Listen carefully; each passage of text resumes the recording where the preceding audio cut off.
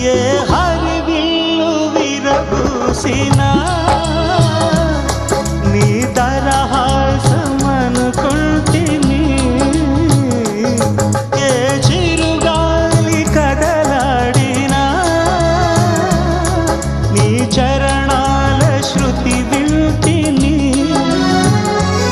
నీ ప్రతి రాకలో ఎన్ని శశిరేఖలో, నీ ప్రతి రాకలో ఎన్ని శశిరేఖలో, నిన్ను చూడకనే ఉండలే.